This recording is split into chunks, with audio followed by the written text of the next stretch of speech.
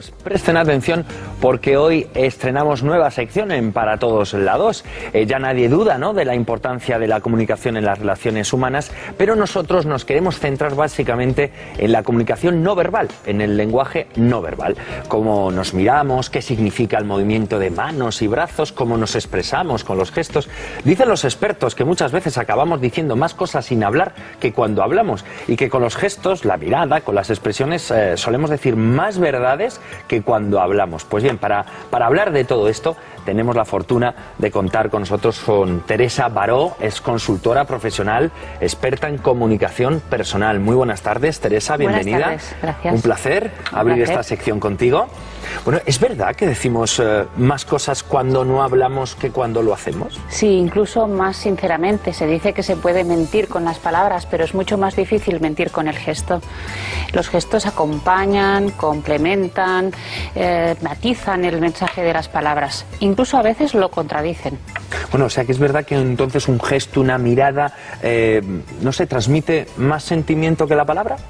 Pues sí, porque a través de la palabra podemos transmitir contenidos, incluso datos, información, conocimientos, pero con el gesto transmitimos actitudes, emociones, sentimientos que son mucho más difíciles de transmitir con las palabras. ¿Somos conscientes de eso o no? No mucho, no mucho. Sobre todo porque no nos han enseñado esta gramática del lenguaje no verbal.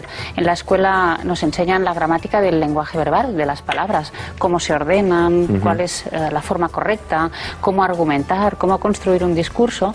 Y en cambio no se nos enseña la forma de transmitir a través del lenguaje corporal. De todas formas, Teresa, hoy querías concretarnos lo de la proximia. Cuéntanos. La proxemia. Sí, es la percepción que todos tenemos de nuestro espacio personal. Y también cómo utilizamos este espacio personal en relación con los demás. Por ejemplo, ahora tú y yo estamos en una distancia de dos personas conocidas, pero en un ámbito profesional. En cambio, si me voy acercando... ¿Nos acercamos? Sí, es un poco ya más íntimo, ¿verdad? Sí. Y los espectadores seguro que lo encuentran un poco raro. Lo encuentran raro, claro, ¿no? A lo mejor, claro. O sea que para entendernos, es decir, nosotros nos sentimos como propietarios de este espacio. Tenemos una especie de burbuja invisible a nuestro alrededor, que es lo que marca las relaciones con los demás. Entonces, en función del tipo de relación que tengamos, esta burbuja es más reducida o más amplia. Entonces, con desconocidos, esta burbuja es más amplia. Entonces, mantenemos unas distancias. Si yo quiero acercarme, pues entonces la burbuja se va reduciendo. Pero claro, si yo entro en tu burbuja o me acerco demasiado, ¿qué pasa? ¿No te sientes invadido? Invadido, muchas veces a lo mejor te sientes un poco violento. Claro que sí, porque puede ser una agresión si tú no percibes esto de forma positiva. Claro, de todas formas, Teresa, hay mucha gente que a la hora de hablar toca mucho, si me permites, toca mucho y tal. Yo no sé cómo hay que entenderlo esto o cómo se lo puede tomar la otra persona. Pues el tacto puede ser muy positivo y puede generar simpatía y una buena relación de calidez, pero si la otra persona, la que recibe, no lo entiende de esta manera, puede generar rechazo y tenemos que ser muy cuidadosos con el tacto, porque además es un tema que depende de las culturas, incluso de las familias y del propio individuo. Bueno, o sea que, pero claro, ¿dónde está el límite? ¿Cuándo sabemos que, oye, inconscientemente tú coges el brazo, el hombro y bueno, supongo que lo notaremos en la mirada de la otra persona, ¿no? Sí, si somos observadores veremos cómo se tira un poco para atrás o empieza a ponerse más serio porque no quiere invitarte a que vuelvas a tocarle. Bueno, claro. Es que esto muchas veces de las distancias, hay que esperar a que te lo marque la otra persona. Tenemos que ser observadores, sobre todo, ver cómo reaccionan los demás y cómo se comportan, y en función de esto nosotros adaptarnos.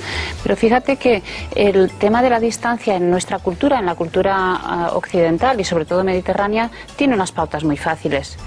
La forma para tratar a un desconocido, por ejemplo, es la extensión del brazo. Eso es un desconocido. Un desconocido o una relación, por ejemplo, en una tienda, con el dependiente o con un profesional.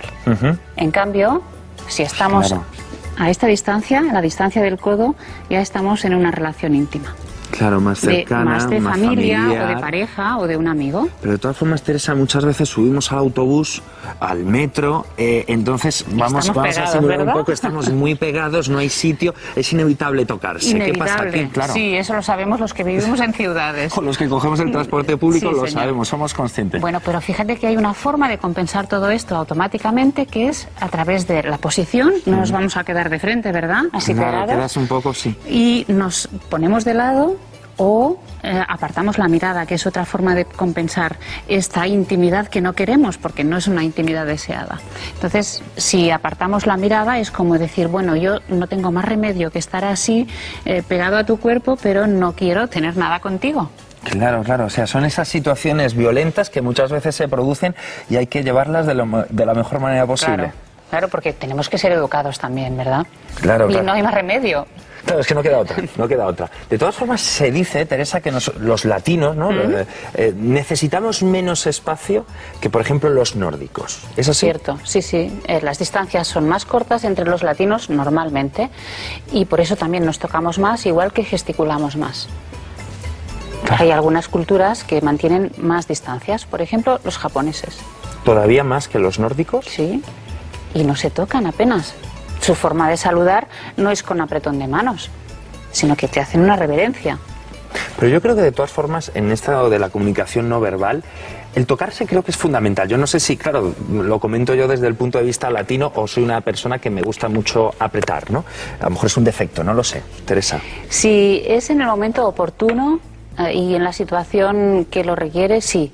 Por ejemplo, cuando queremos consolar a alguien, lo tocamos, incluso lo abrazamos. Cuando queremos darle ánimos también. Yo te puedo dar una palmadita o quiero felicitarte.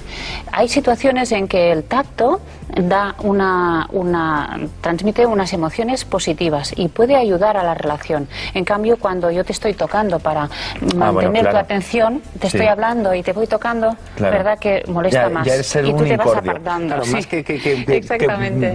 darte calor, lo que te estoy dando es Sí. la barrila, ¿no? Si me permiten Claro, ya la es expresión. para llamarte la atención constantemente y eso sí es desagradable. Pero siempre se ha hablado, por ejemplo, Teresa, con los niños, la importancia de abrazarles, de tocarles, Eso de que sí. sienten ese calor familiar. Claro, transmitir cariño, pero aquí ya estamos en otra dimensión, ya no estamos en el ámbito social, sino que estamos en familia, en la intimidad. Claro, lo que ocurre que siempre hablamos de esa distancia que nosotros mismos tenemos que estar atentos, alerta de la otra persona, del interlocutor, para saber dónde están los límites. Y tiene que ser la otra persona la que nos dé, digámoslo así, esa confianza para acercarnos.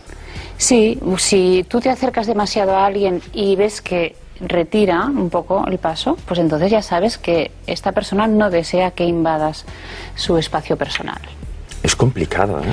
Sí, el lenguaje corporal, el lenguaje no verbal en general es bastante complicado, pero también es cierto que los conocimientos que tenemos sobre él son aprendidos desde la más tierna infancia y algunos gestos ya los llevamos incorporados como gestos humanos. ¿Crees que en las escuelas, Teresa, nos deberían de enseñar, igual que nos enseñan el lenguaje escrito, el lenguaje no verbal? Sin duda. Sin duda, seríamos mucho más conscientes de nuestra comunicación y podríamos planificarla un poco más y obtener mejores resultados. Especialmente pues en situaciones profesionales a veces nos encantaría poder controlar más todo este lenguaje y conseguir este trabajo o hablar bien en público o estar bien aquí en la tele, por ejemplo.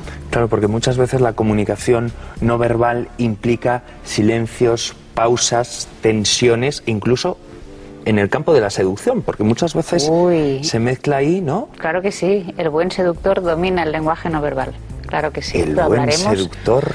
Uy, pues esto lo vamos a dejar otro aquí. programa. Si te parece, sí. Teresa, lo dejamos para la semana que viene. Hablaremos de comunicación no verbal, pero...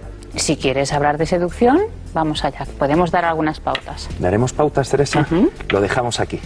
El buen seductor maneja los tiempos y los silencios. Bueno, pues muchas gracias, Teresa. Muchas gracias. Un verdadero placer.